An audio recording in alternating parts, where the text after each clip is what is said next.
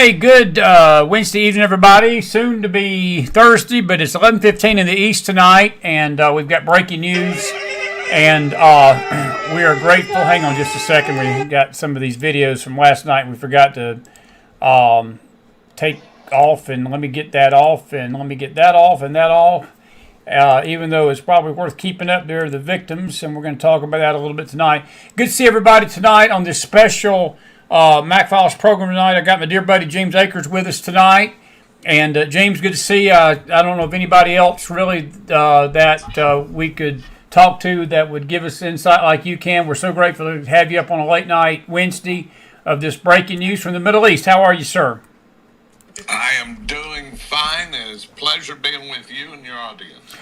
I've got my Batman hat on tonight, but it's not just for Batman. It's in honor of the Beavis children. One of the babies, I think, was a Batman fan.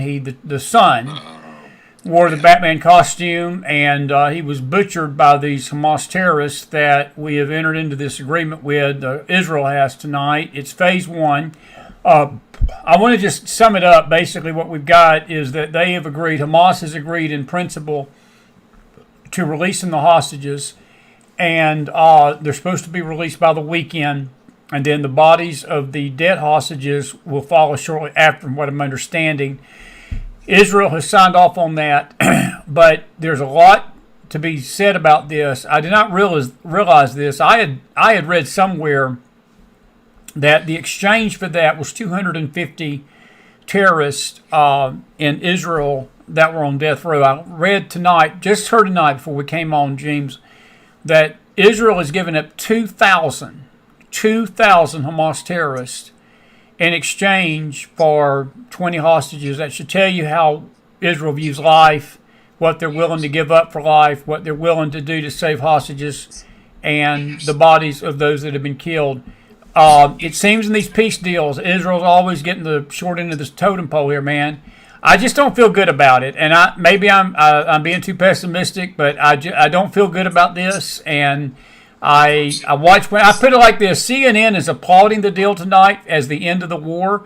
That alone puts me in a position that if CNN believes it's good, it's probably not good. That's just my opinion. But I'm going to let you talk about this. And what's your thoughts on all this tonight? Well, here is James Akers' rule number one. Nothing is as it seems. And that plays out in spades with this agreement. I watched or listened to Bush. I listened tonight on Hannity, as the explanation for the deal was made by Donald Trump, and he was hailing it as a peace agreement of that would last for 3,000 years, and this, that, and the other. I know she's listening to your program tonight. Thank you, Marcia, for sending me. One of the few people I really trust for his insights on what is going on in the Middle East is Amir Sarfati, Yes. who is an Israeli Christian, Yes. a marvelous prophecy teacher, and has contacts in the Israeli intelligence and military community. And I listened to his podcast tonight talking about the peace deal. And his take on it, Chris, was fascinating. And he said this whole thing was set up a month ago tonight when the Israelis in Doha bombed that apartment building where the Hamas leadership was supposed to have gathered. Right. And he said everything about all of that was pure deception. He said, do you think that we could locate Hezbollah and these other terrorist groups and know which room they're in and send in a missile to wipe them out. And we would have missed all of those Hamas. He said that was to send a message across the bow, the Qataris, the Egyptians, and the Turks, especially the Qataris, who are the main funders of Hamas. Egypt, opened up the tunnels and this, that, and the other, brought in the weapons. Iran certainly played a role. But then, if you remember, shortly after this event, the Qatari leadership came to Trump the next day. It was clearly a message, and then the American press played it as sort of this division between Netanyahu and Trump. He said there would be no way that the Israelis would hit a target in one of America's key allies in the Middle East without America knowing about it. And he said it was all set up for the deals that we're seeing now. And I think that is really an interesting take. And so you have an agreement. You have tonight Trump went on and gave some details that right now they're going through the tunnels to get some of these bodies and this, that, and the other. But the reason Hamas even agreed to the deal is that they have been put under pressure by their usual Middle East stalwart allies, and they really had no choice. And it's phase one. Phase two is that Hamas has to give up their weapons, and phase three is a change of administration and government in Gaza, in which the Palestinian groups will not play a role, and certainly Hamas won't.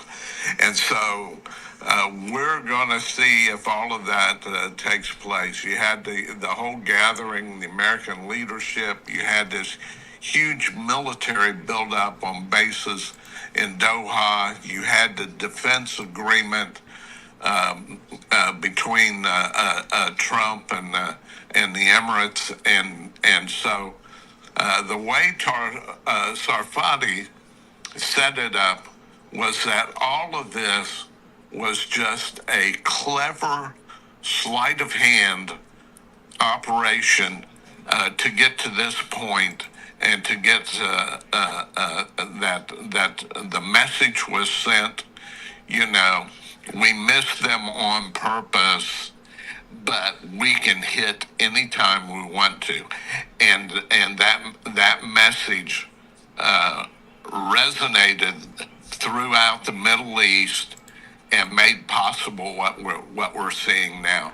I thought that was, Chris, that was really an interesting take on things. Yeah, I've got his post up that he's got the 5 points, the 4 points you just mentioned. All hostages will be freed. That's 1. Hamas will be disarmed. 2. Gaza will no longer be ruled by Hamas. 3. The IDF will maintain control in parts of Gaza to ensure security. I like Amir. I disagree with his optimism, and I'll tell you why. He's got that Israel won and Hamas lost. James, Hamas is getting 2,000 prisoners back tonight that are likely going to do harm, and you and I both know. And again, I'm not saying I love Amir. I listen to him. He is an excellent Bible teacher. I teach the Bible, and me and him, we share a lot of parallel views. We really do. We're not far off on many of our thoughts as it comes to the Middle East. We're just not. I do believe there is something in my gut that we're looking at this through political eyes, and there is a spiritual force, there is a spiritual thing that is going on with this that's far more important, and I think far more powerful. And I'm going to go ahead and go on the record and tell you, this is not going to last 3,000 years. It's not going to last 300 years. It's not going to last 3 years. It's not going to last 3 weeks. I will guarantee you, because James, even yesterday morning, look, even while Trump was screaming at Israel, don't attack the Gaza, rockets were coming out of the Gaza Strip yesterday on October the 7th, by Hamas. So all of a sudden, we're to believe that Steve Witkoff and Jared Kushner and Turkey and Qatar and all these Arab nations have now twisted Hamas's arm enough that they're just going to put their missiles down and put their intention to destroy Israel. I think the one that had the great view of this, I don't know if you heard his interview Monday morning or Tuesday morning, Mark Levin of Life, Liberty, and Levin. I like Levin. I love Levin. I think he said it the best. We played his 10-minute interview last night, and he basically said that Israel needs to be very careful of accepting any deal that puts their nation at risk after all this is over with. And I guess that's my question to you.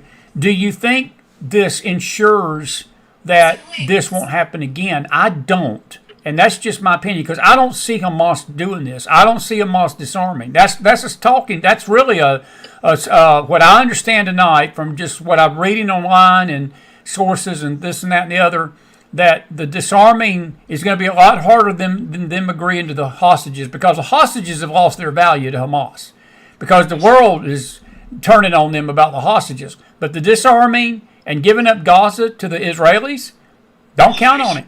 That's just my take on that. What's yours? Well, no, I agree with you in part, and I don't in part.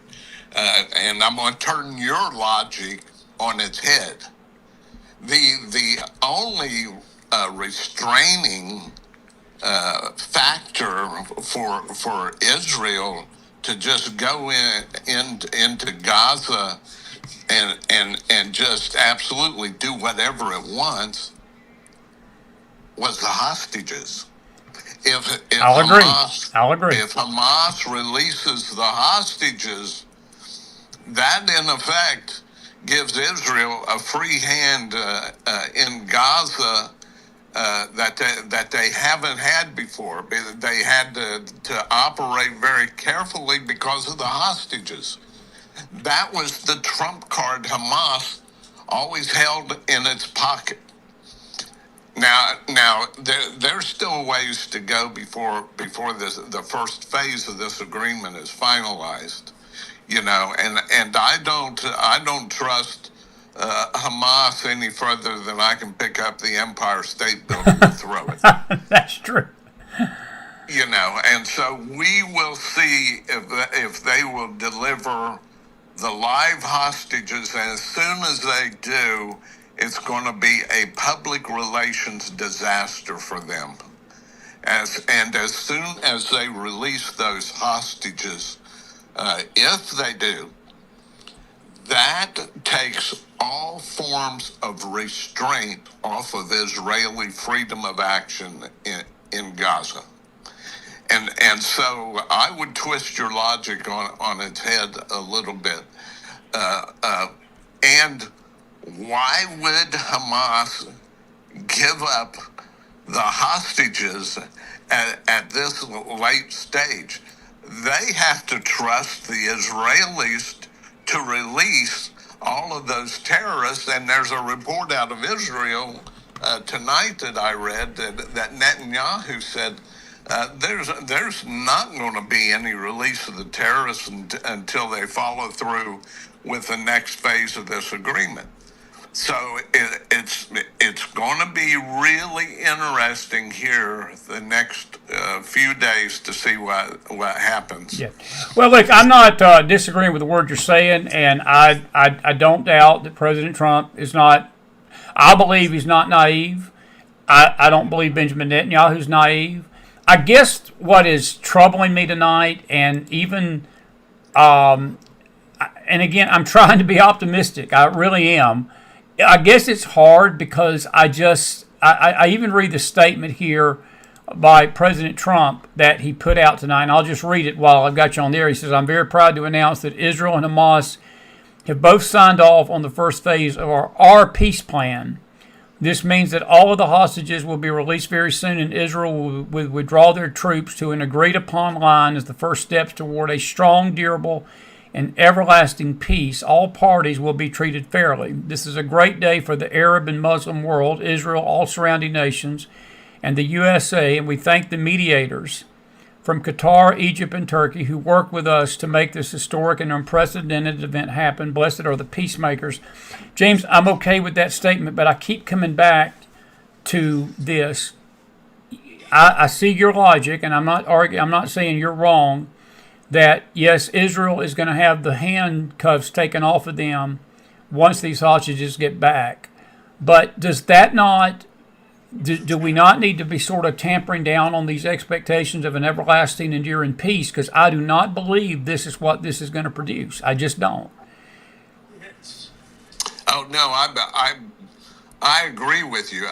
And to me, of course, this is not in his nature. But if I was Donald Trump, I would sort of slow roll expectations rather than going out and trumpeting this as the greatest agreement forever. And oh, by the way, give me the Nobel Prize for Peace. They're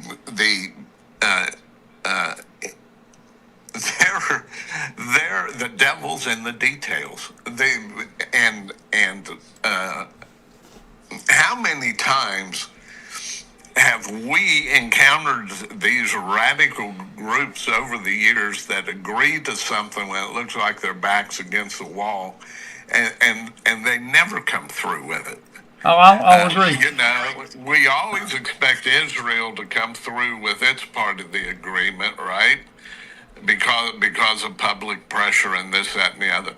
What I am suggesting, Chris, is that what was accomplished in all of this was really a cleverly disguised deception program that fooled the Western media, couched Trump and Netanyahu as rivals, and Trump is so disappointed over this event that happened in Doha that it changed the metrics of everything. And what I'm suggesting is that may not be the case at all. Now, Trump's going to be Trump, right? Right. I'll get you. And look, I think ultimately, James, I think because we'll talk Monday night, we're going to do a show Monday night, and I'm sure we'll have you on Monday late. But let's just face facts. I think that if we're here by Sunday, okay, or we're here by Monday, and those hostages have not come home, and there's been a delay for some weird, freaky, fluke reason by Hamas, then I would say that all this is paper tiger. And whatever, I think most Americans, reasonably thinking Americans that understand this from the Middle East out, like looking at it from inside out, not from the views of the CNN, the MSNBCs, the liberal press, and sadly misinformed Christians because they don't understand the dynamics of the Bible and things of that nature. But they look at this thing and they see it for what it is. Then I think that I think I'm tempered. I'll leave it at this. I'm tempered in my optimism, but it's not permanent peace. And I think I'm with you. President Trump needs to be careful because what it's going to do is it's going to come back on him. And I got a quick question for you about Egypt, Turkey, and Qatar. And this is just one of those soapbox questions. You always get one soapbox question from me every time I'm on here. But can you look at me in the face in James Akers' wonderful, friendly, fatherly way and tell me that Egypt, Qatar, and Turkey have anything to win for having Israel's interest in this instead of Hamas's? I don't trust those three nations. You said about lifting the Empire State Building. I don't trust them the same, James. I don't trust these mediators. It's like we're praising three nations that hate Israel. They hate her. No, that's they still, no matter how they would smile at the negotiating table and pretend to be what they're not. They have a visceral hatred, a spiritual hatred for Israel, and that is not going to change. What has changed a little bit, and again, this is just my opinion, is that that for the time being, they see it in their own interests to throw Hamas under the bus, Okay. And to keep the United States sort of active and present in the Middle East as a counterfoil to Iran. Okay. And No, that makes sense. And so, to me, I think that's a distinct possibility. You know, Hamas has turned out to be as much of an embarrassment as anything else to them. You know, the only reason they support Hamas is because they have a mutual hatred for Israel. But now the optics have changed a bit in terms of their self-serving policies, and so that may explain a bit of what's going on. Well, that what you just described makes complete sense to me. That begins to make a lot more sense that this is a long-term play more about Iran and not necessarily about Hamas itself. And Right. that would make a lot of sense to me why that they would be wanting to show good faith in this, because I don't think Hamas is going to have Israel's interest at heart, buddy. I just don't. And scale of 1 to 10, without us knowing what's going to happen over the next 72 hours, because I think by this time Monday, when we're talking, I think we're going to know a lot more, and we can probably put this in more perspective. But scale of 1 to 10, 10 being the least most likely, 1 being the least likely. How much do you think we get these hostages back by Sunday? What percentage?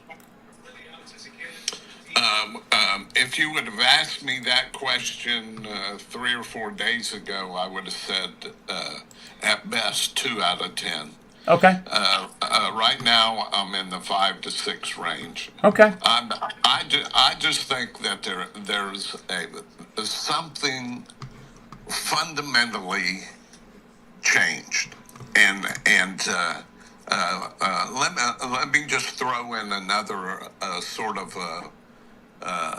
another hypothetical here. Why hasn't the Saudis said anything at all about this?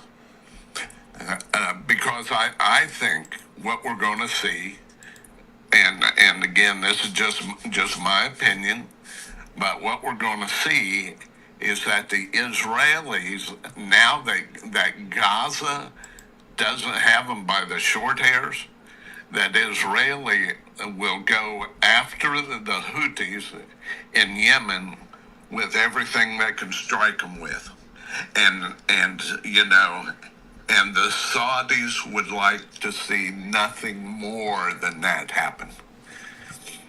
Yeah, I'll agree. And so Go ahead. there are, again, I always like to put these things in terms of a dance with all the respected players, you know, at the dance. The Saudis have been sort of sitting and waiting. Who do I dance with here? And then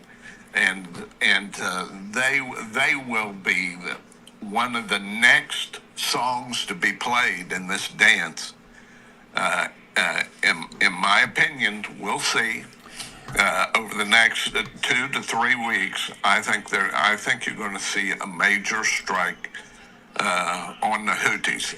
That is preconditioned on the release of the hostages, which is a big if, and you know that it's clear now that the Israelis have the upper hand in Gaza. They're going to put like a enforceable border precautions and controls, and the rest of the Middle East is going to have to swallow real hard and accept the new reality. The price for that, what the Qataris get, is an ironclad American commitment to defend them against any sort of incursion by Iran, and that's what they benefit by. That's a complicated web that you just put out there. Not that I disagree with it; I agree totally with it. But the Middle East is one big mess, isn't it? I mean, if you think about the Middle East, man, the enemy of my enemy is my friend. There's so many enemies, man. You can't. You need about 3 scorecards to keep up with all the enemies and all the friends over there, because it sort of changes by the day, don't it? It does, and you know there's I used to teach a bit of philosophy, and Socrates has when you think you understand. They asked him about why he was so wise and knew so much truth, and he said, because I know that I don't know anything, and the Middle East is exactly that. When you think you have it figured out, you better look over your shoulder, because it defies the dynamics of the Middle East, defy explanation, especially for us with a Western mindset. Totally agree. And especially, as both you and I would agree, I'm pretty sure, when you have all of these negotiators and all of these other people that are trying to apply worldly types of intelligence and knowledge to a situation that is spiritual in nature, and we absolutely do not in this country understand spiritual dynamics as it plays out in the Middle East. With you totally, buddy. Listen, one question before I let you go tonight, because we'll talk more about this maybe as we get into the week, and definitely the weekend and Monday. Pat and Deb Dolan have got an excellent question I want to run by you before you leave. What happens Monday if these hostages are not released and this falls? Do you think that gives Israel the green light to liquidate Gaza? It's not a bad question, because I think that's what we're all asking tonight. Okay, we understand the optimism of the plan, but what if they just renege on the whole thing and they walk out of Egypt tomorrow or the day after and says, "Hey, we're not going to agree to points 2, 3, and 4. So if we don't agree to points 2, 3, and 4, we're not giving you hostages back." What's going to happen after that? Excellent question. Yes. The Israelis would respond with, "Hey, we didn't trust them to begin with, so we're going to go in guns blazing." Who would have egg on their face in that situation? Trump Would have egg on his face. The Qataris would have egg on their face. The Egyptians and the other folks that we thought we had an agreement to put pressure on Hamas, and it also, if Hamas agreed to something and then they back out on it, and then you just have additional data that shows these people cannot be trusted. Their word is absolutely no good, and it has to be, even in the sympathetic press, that there has to be some questions that'll start to be raised about all of that. Yeah, but James, as I let you go tonight, is that not what we already know? I mean, do we need any more proof? Then these people are nothing but beyond evil. I got a picture of Sherry Bibas and those two precious kids that they butchered, killed in cold blood. God knows what they did to the mother. And I'm wearing this hat tonight in honor of them still. You know, we celebrated 2 years, and I say celebrated, we commemorated 2 years anniversary last night of October the 7th. I cannot even stomach the anti-Semitic protests that erupted over this nation's landscape yesterday all over the world. And just if you read a sampling, just if you read 3, 4, 5, 6, 7 accounts of the barbarism, and there were over 1,200 accounts of barbarism, 1,200 people dead, 13,456 people to be exact that were injured, 250 hostages. And now we stand here tonight that we're going to get 20 of them back alive, 28 dead that's left. And we've got to give up 2,000 terrorists to even get the 20 hostages back. And if there's an individual out there tonight that has to be convinced that Hamas is evil, they need psychiatric help. And I've got another word for what they need, but even this hour at night, this is a family show, even though I don't want it to be right now. But it angers me because Israel gets the short end of these deals all the time. And that's my take on it. And I think that we still cannot forget. We cannot walk away from this idea and let these hostages that have been killed and the people that were murdered and slaughtered, buddy, we cannot forget what happened to them and who did it and why it happened. And that's what I'm afraid of, because we're getting caught up in the euphoria already. And I see Trump, and I guess that's what, maybe there's a part of him that's just, it's the ego kicking in a little bit. But I would be very solemn about this agreement. And I think Bibi Netanyahu, you know, what Mark Levin was basically saying last night, look, Bibi's got to do what's best for Israel. He can't do what's best for the United States or anybody else. And I just pray that whatever he's doing, that they're going to be in a better place once this is done, no matter what happens. But we can't forget these victims, because there were a lot of victims 2 years ago yesterday. And it's sad to me. Still is. It breaks my heart to even think about it. No, I mean, it was inhuman butchery that they bragged about. Bragged about, James. They bragged, still doing. That they took these victims through these cities in Gaza where they were celebrated. Yes. You know, it is just an unspeakable spiritual darkness that in, you know, and our leaders in their exuberance to obtain some sort of deal, you know, they have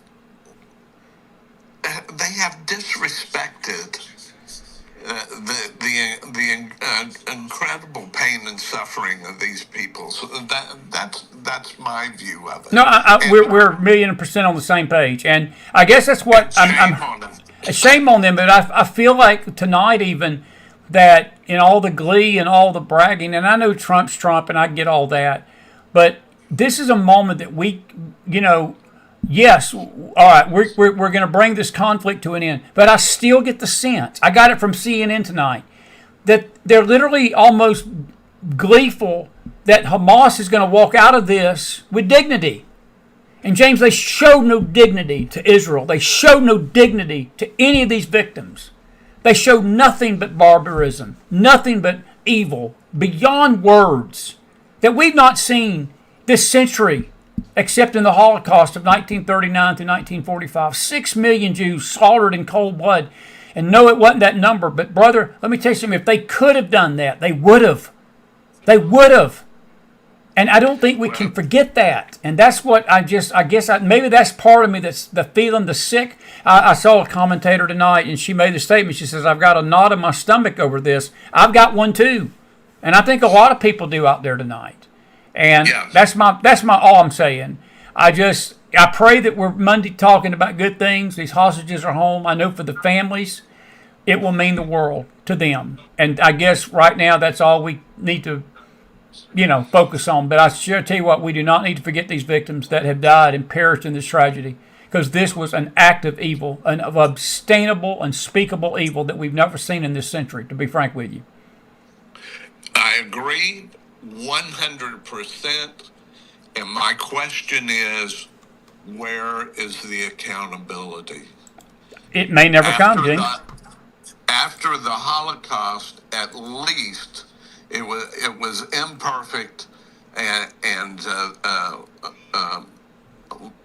lot of problems with the process, but there was a Nuremberg trial that tried to hold exactly right. Some of these people accountable. Where is the Nuremberg trial for Hamas? Absolutely.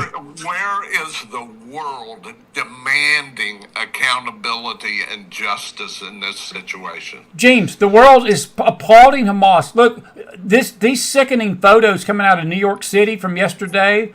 Cleo, our dear friend, she's in the house tonight. Good to see you, buddy. She's from down under. I mean, Australia was overran yesterday by anti-Israel protest.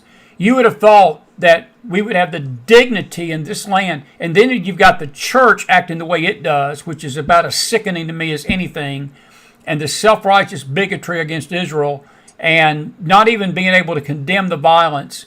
And you got a world, buddy, you got a news media tonight that looks at this as almost, well, we finally got Israel out of the Gaza Strip, and Israel's finally having to admit that she's done wrong, and she's coming to the table. It's an insult. It's an insult. And I know if I'm insulted by it, it's got to be more insulting to the Jewish people. If I was a Jew tonight and I was watching this, I would not be happy with this deal. I mean, I want my family back, but to give up 2,000 terrorists that are going to turn around and likely try to do this again, if they can ever get arms again. Because, James, the other thing we forget, Donald Trump won't be here in 28, buddy. There's going to be somebody else sitting in that White House, and it could be a left-leaning president. He could basically throw everything off, throw all these shackles off of Hamas and say, go back at it. Go do what you got to do. And again, I know I'm on a soapbox tonight, so come on and get up here with me and get up with me and join the soapbox with me. Come on. No, I agree. We live in a culture, Chris. This is James Akers climbing right up there on that soapbox. that basically lacks any sort of accountability. Number one, and has become a culture of death. Number two, without a doubt, buddy. Without a doubt. And we as believers have to navigate that world and stand for, a sense of what is right and wrong. And to remind people that want to forget this and lay it off to all sorts of humanistic, basically, explanations for behavior, including that Israel has acted as a colonial power and all this sort of garbage. We have to stand up and say, there is evil in this world, and there is good, and the good is represented by Jesus Christ. Absolutely. Who gave his life for each of us on the cross. That is good. And Christ himself said, they will hate you for my sake. And in this Middle East, it is not a question of the nation state of Israel or these various Arab states.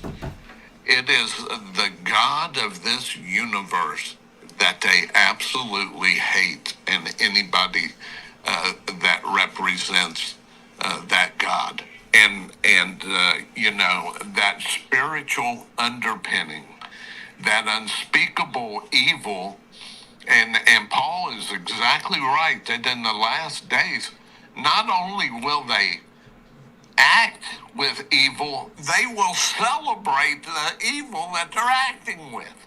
Yes, they will, and they're doing it tonight, James. They're And doing it tonight. they are doing it. So They're doing it. My plea is that Trump doesn't get out too far over his skis on this thing. I'm with you, buddy. There's still a lot to go here to achieve a desirable result, and that instead of glossing over what happened, the incredible butchery and atrocities, that there be some sort of mechanism, which I haven't seen in any of the 20 points in this peace agreement, for accountability for wrongdoing. No, I don't either, and that's what bothers me. I think you're hitting the nerve that's I'm being rubbed the wrong way with tonight. Not you, but this whole situation. Because Yes. it's like Hamas will get to walk away from this, and there's no judgment, no kind of I mean, the statement by Trump tonight is everybody's going to be happy. Bull crap. If I'm Israel tonight and I'm giving 2,000 terrorists back for the atrocities done to us, they didn't start this. Hamas did every bit of this. Every bit of this. And Israel is acting like that they're going to have to bow down to this altar. That's crap. That's crap. I don't care if it's coming from Trump or anybody else. And it's just, there's this knot in my stomach. And again, maybe by Monday night, this knot will be gone, and me and you'll have a happy talk and happy discussion. We got your buddy Brad Johnson coming on with me later today. He's coming on. He's going to get Elvis out of the closet. And so I may get his take and see what he's got to say about it. Listen, buddy, we got to run. I love you. Listen, hang loose tomorrow night, Friday night. We may get you back on to see how things are progressing, because you're the voice I go to in these times to keep me off a ledge. keep the dental floss from being hung from my wall to hang myself on with this stuff that's going on, brother.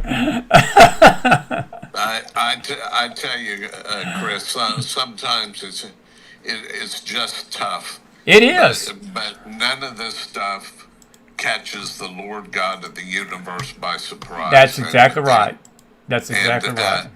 Everything's moving toward the end point as He desires it, and sometimes it's tough to remind ourselves of that. But I do want to remind you, I have a couple speaking gigs coming up here starting this weekend, so I may be a little bit harder to get a hold of than usual. That's fine. But keep trying. I will, bud. I will. Where are you going to be speaking at?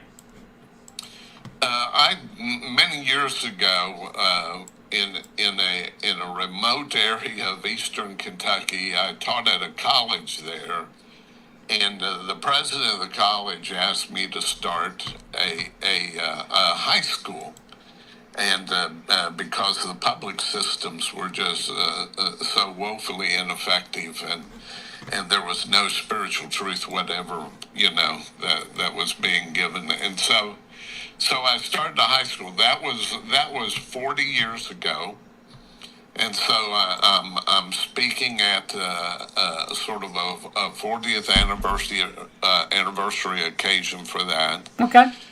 And then I'm going to a place that you would really enjoy. I would love you to come up and see what's going on there. It's Oneida Baptist Institute. Okay. In Clay County, Kentucky. I taught there for a year. Wonderful people trying their best to fight against the tidal wave, with young people, if you know what I'm saying. And yeah. And it's an extraordinary campus. The CEO of NVIDIA, Jensen Huang, was attended there, believe it or not, for a year. And he has proven to be a most generous supporter of the school, and has been responsible for several of the buildings on campus, and it's an amazing, absolutely an amazing story. and it's in a remote part of Clay County, Kentucky. Nobody goes through there by accident. It is remote, way back in. But I would love for you to come up. I'm going to be send me details, and I might just surprise you. Send me details. Well, I'll do it. I'll do it. Sounds good. God bless you, Chris. You hang in there. Stick to your guns on all of this. Oh, I am. I'm good. I let you come on and blow my steam off. And get all this out of my system because you're here. You're like a father figure to me. You've got your arm around me saying, do not jump off the cliff. Do not get off the soapbox. You keep me straight, Akers. That's why I love you, man. I love you like a dad. So, listen, you be safe, and thank you for being with us up to this late night, and get some rest, and I'll be in touch with you this week, okay? That sounds good. God bless you. God bless you, friend. Your listeners. You too, buddy. Have a good night, man. You bet. Bye-bye. James Akers, everybody. I tell you what, wasn't nobody better to have on this late night. I'm going to take your questions. If you got comments, you got 10 minutes. We've been going right at 46 minutes. I was going to go a half hour. My wife laughs at me when I said that tonight. I could hear the laughter all the way down. I can hear the laughter 8 hours away. Just, you ain't going to go 30 minutes, and you're not, and I'm not. We are going to go an hour. We're at 49 minutes right now. You got 10 minutes. Say what you got to say. I got no video to show, nothing. Put some fire in that house for James Akers, though, if you enjoyed him tonight. It was good stuff. CJ, he says, I'm from peace 100%, but I just don't trust all the actors that we have shook hands with. Even if Hamas releases the hostages, how can anyone verify that they will lay down their weapons? They're not going to, CJ, and we can't. I think you raised a very good question. You raised a very good point. And that's another reason I've got a knot in my stomach about this whole mess. I do. I just do. And you go on to say, he says, I hope Trump has a double-back plan, because remember, these folks believe in the term they call tequila. The OJ's had a song back in the day which said, they smile in your face, you know the rest. CJ, that's an excellent point, and they are smiling in the face tonight. Mark Levin's video, and I ain't going to play it tonight. We may play it again tomorrow night on our Thursday night show. Brad Johnson, the one and only Johnson, Brad, the man, will be with us. He'll be early, so we'll probably have a double feature tomorrow night because Brad has to come on early because of his schedule. But I cannot wait to get his take on this. But, CJ, I think you make a good point. But Mark Levin made the point yesterday that Hamas is surrounded, and it's now survival. They know that they got nowhere to go. That's why they're coming to the table. And they're going to say and do anything they can to get Israel off their back. And I'll agree. I'll agree with you. I'm not going to disagree with you, sir. Carol Smith says, do you think Hamas jumped the gun and disrupted Israel's enemies' future plans? Carol, that remains to be seen. That's a good question. That's actually a good question. I don't know. James sort of insinuated that what we're seeing is not really what we're seeing, and that there are many moving pieces. It could be. I don't know. Jared Kushner being over there, we've not heard a lot about Jared in the news, but that's interesting. That's interesting question. I'm going to chew on that tonight. I will tell you my personal opinion. I don't trust Qatar, Turkey, or Egypt.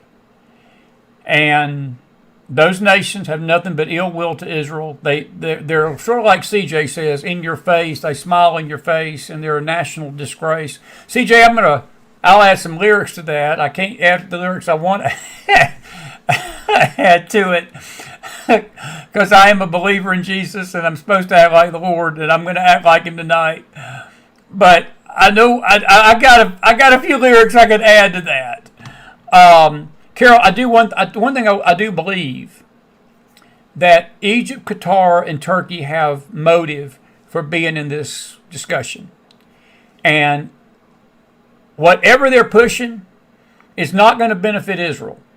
This crap, this when I heard this figure tonight, because I was told that the figure was 250 hardcore criminals, and it may be included in the 2,000. But the 250 number was basically the death penalty cases in Israel that they were going to have to release to get these hostages back. And Israel had agreed to that. I heard tonight it's 2,000. That's a lot of terrorists. Folks, we didn't have but 11 hijackers do us in on 9/11. These terrorists, 2,000 terrorists to release back into the Gaza Strip. And then even if Israel is running the IDF is not going to have 2,000 soldiers down there. That 2,000 terrorists could do a number of things. Nothing in this smells right to me. It just don't. It's a good question, friend. I'm going to chew on that. You may be right. Stephen, do you think Trump could send U.S. Special Forces to Gaza if the hostages are not released? Stephen, I think that is the absolute last thing you will ever see. I do not believe the U.S. will send any ground troops to do this. No, it will be Israel's fight. No, that would, if you think, oh, buddy, I'll put it like this. If you think the anti-Semitic clamor is hot tonight, let America get involved in this with troops. These protests that you see in these cities, it will explode on steroids. Because it will become, I think Elaine Willard, and I forgot to read Elaine's comment last night, but it was a good one, and she was talking about the 60s, when all these war protests broke out about Vietnam, and 70s. Let me tell you something, if we put special forces, even if that's ever found out that we got special forces helping Israel, good, help us, God help us all here in this country. Not that I wouldn't agree with that.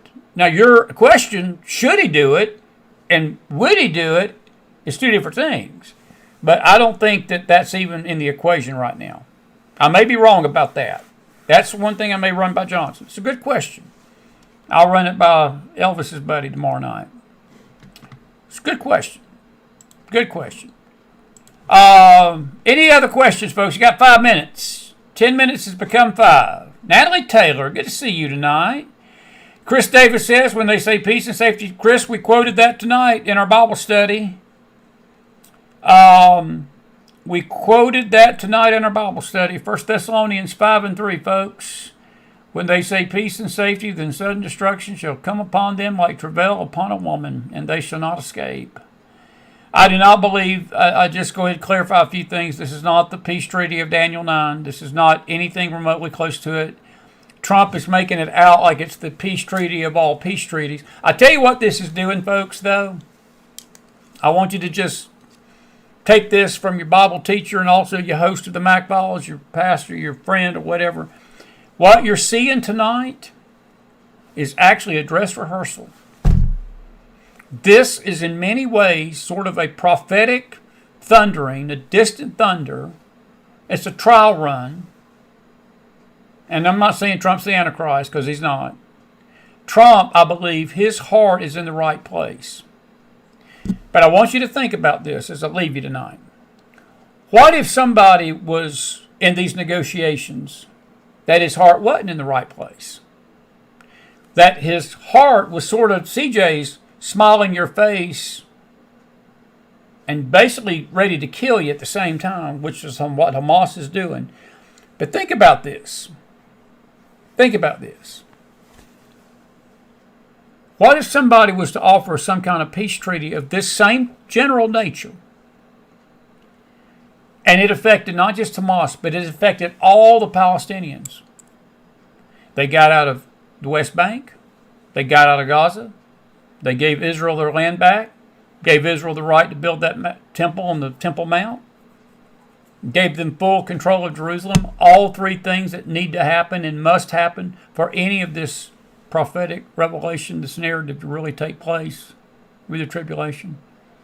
Israel has to be whole politically. She does not have to be whole spiritually. She's not going to be whole spiritually until the end of the tribulation period, when she will control all those three things. But I believe, and I'm sure there'll be some Bible scholars that might disagree with this, and they would argue a few points on this, but I believe when you read the narratives of Daniel and Zechariah and Isaiah and Jeremiah, They are speaking about a nation that is whole and owns her land, not a land divided. No, that's something that's up for discussion. But think about what would happen if a man that didn't have the right motive in his heart stood up tonight and offered a peace deal to not just Hamas, but to the whole Palestinian Authority. And made that part of and then turned to Israel and said, build your temple. Build your temple. Reinstitute the sacrifices. Reinstitute your orthodoxy. Reinstitute Judaism in full force across your country. You don't have to worry about a thing. The Arabs want to attack you. I want to attack you. I wonder what Israel would do. I tell you what she's going to do. She's going to accept that kind of man as her Messiah, thinking it's the Christ of heaven, and it's not. It's the Antichrist. It's just a food for thought. Just some food for thought. Just some food for thought. Just some food for thought. Do I think he's going to win the Nobel Peace Prize, Pat and Deb? Possibly. I think there's enough hatred of Trump around this world that the people that run the Nobel Peace Prize hate Trump's guts. If I put it like this, God, I hate to say this because somebody's going to twist these words. If Trump was the Antichrist and did the Daniel 9, 24, 25, 26, 27 peace treaty, he wouldn't get the Nobel Peace Prize, Pat. He just wouldn't. Because they hate him. Look, folks, it's a close tonight. I believe Trump's heart is in the right place. But I don't know if he understands the depth of hurt. Maybe he does. Maybe he does. But the depth of the stain and the pain and the scars that have been left in the wake of this terrorist attack for Israel just to turn around and agree to this deal for his sake and some kind of political backroom deal that he can take a victory lap on. This is not something we should be taking victory laps over, neighbor. This is a solemn, this is a serious situation. And I'm with James. Where's the accountability to Hamas? Where is the accountability of these terrorists? Nowhere to be found. I tell you what this would be like. This would be like if Hitler survived the war and America and the Allied powers sit down and the Germans made a deal with us to say, let bygones be bygones. Don't worry, we can't bring those 6 million Jews back. You give us this, certain lands, and we'll take this. We'll let you control some of Europe, and you don't have to annihilate us. And then the Japanese the same way. And let the Japanese empire continue its imperialism across Southeast Asia. They would have never stopped had Terry Truman not used those bombs. The Japanese were likely never going to stop fighting. We'd have been fighting that war even now. To this day, we'd have probably still been fighting the Japanese. But that would literally be like us sitting at a table to Hitler and say, hey, it's okay, you killed 55 million people, including 6 million Jews, and we'll let you survive without hanging you from a noose. That's what I feel like we're doing with Hamas tonight. And again, folks, these opinions are mine. Please understand that. Chris is entitled to them. And Chris has been wrong with his opinions before. It ain't the first time I can be wrong. It ain't the last time I'm going to be wrong, maybe sometimes. These are just my views and my thoughts. You're entitled to yours. I do not feel good about any of this tonight. I hope that I sleep on it tonight. I hope I can find some kind of peace about it before the weekend's out.